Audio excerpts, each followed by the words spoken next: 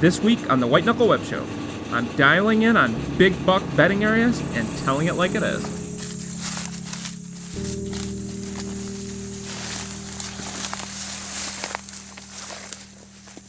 Basically, just walking in here off of a little food plot I have back here. And we got some standing corn, which I'm going to knock down through the season, have a ground blind someplace up in here, someplace on this back side of this field. But basically, this is a very secluded back corner of big agriculture. And right here, you can see behind me, as it goes in the timber, it's pretty open timber here. It goes straight down to a ravine. The ravine goes down to a creek. And I am starting to put two and two together on where these different bucks generally will bed.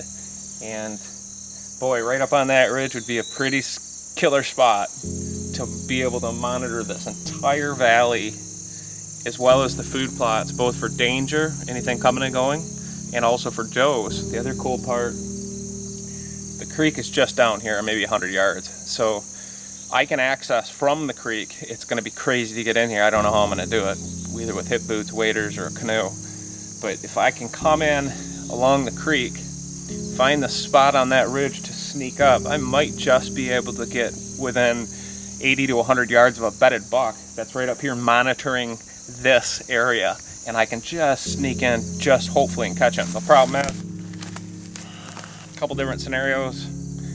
They could also be bedded along this ridge, so I got to find a spot where I can basically be hunting both buck bedding areas and be able to sneak in without visually getting busted, and obviously noise and everything else. But so that's my goal. We got to figure it out. All right, we're up on that ridge here, and it's a perfect scenario. This is a spot I'm going to be targeting pre-rut, which is going to be late October through November. But what we got going on basically is we're up on this knob, right, kind of in the thicket. This is right in this neck of the woods is where I would anticipate a buck bedding, probably right up on this little bluff. Just around this thick stuff, it's still kind of open, because once all the leaves start coming down, he has a perfect view to this bottom, and that's where all these main trails converge. Trevor and I just walked in, and there's some hog runs that all come through there. So he can just sit up here, watch deer come through, go check a doe, come right back up in bed. He'll be doing it with a west wind. And this is just one of them odd spots where you can catch a big buck. It drops off really steep right here. And a deer can run up and down this like it's flat. What I have to do is figure out how I can get in here. So access is going to be key. We're going to go check out this cliff over here. And then I got to find a tree along this edge someplace that I can sneak up in, so that if there's a buck bedded up on this flat, I can climb up my tree, get into position, get it all set up within 100 yards, probably within 80 yards. So let's go check this cliff out here.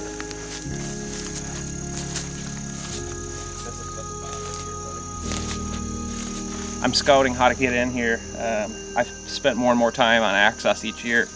This is the type of terrain that you can sneak through. This honeysuckle holds its leaves till almost the end of November, sometimes even into early December. And this stuff you can sneak through quietly, and visually it'll cover you. So for sneaking in here, this is exactly the type of spot. It's kind of open, but it's right on this really steep ridge. This side's a sheer cliff. I can't climb up it, but I think I can butt hook up this, get set up in one of these trees right here, and be able to get into the stand quietly. And I'm going to be hunting it on a west wind, so for sure the only thing I'm worried about is any deer that would be bedded on this other side. If I come sleeping in through here, I'm probably going to blow them out. But I think this spot, I think this could work. And something tells me there's probably a trail that runs right down to the bottom of this ravine, so I'm gonna go check it out quick.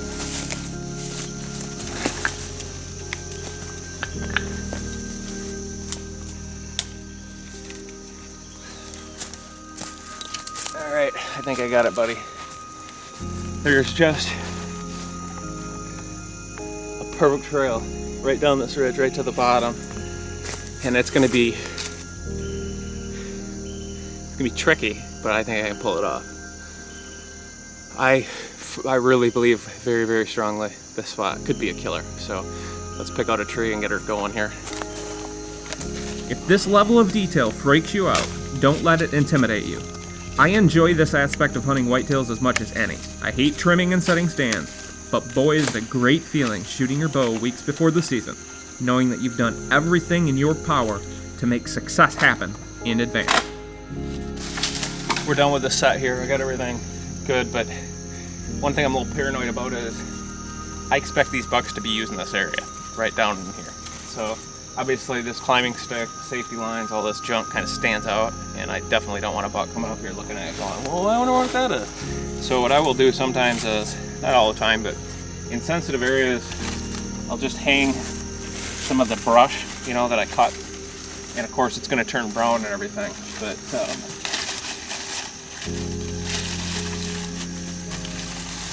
I'll just kind of hang these up just to camouflage these sticks a bit.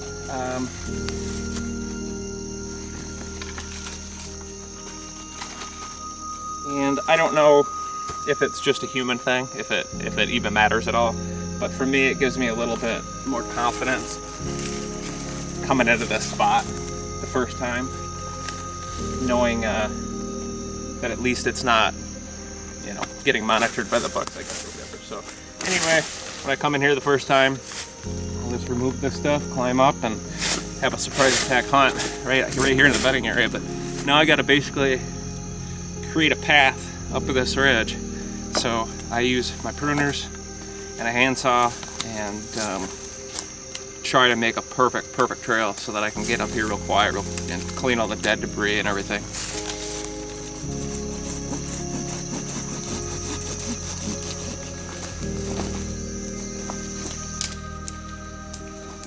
Because I know where I'm at, I'm not marking this, but this creek, I can come in from either direction, run right up this ridge, right to the stand, barely even making myself visible, other than some open ridges that I just don't anticipate with the wind I'm going to hunt this on there to be deer. So it gives me options. I can even sneak in off this top field edge, coming along the property line basically, down to the bottom of this creek, walk the creek in to hunt this morning or evening. From both directions I can come in. So it just gives me options, and when you have options like that during the season, as the season progresses, you can kind of adapt based on what you've been seeing and then access in a direction you know have the most confidence in, that you're not going to blow anything. So it'll be a pain to get right up right here. This is the spot.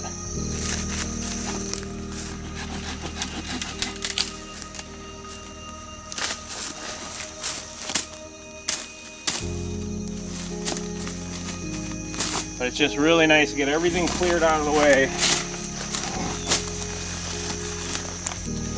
So when I do come in here, I don't have to worry about making any unnecessary noise, basically. Here's where we're going in. Now when I come in here to hunt, obviously, it'll be much quieter. I'll just sneak, look, sneak. But this is cool.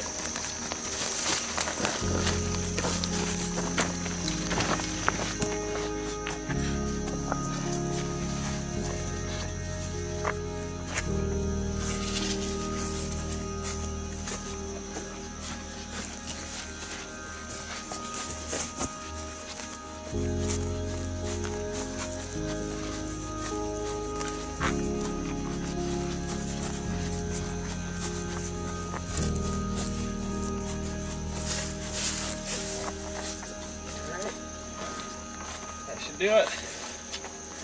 Another one done. Lots more to go.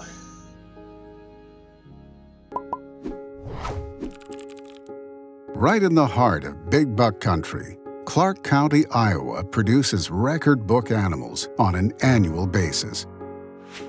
These 71 acres in the productive county contain everything that deer and turkey could ever want.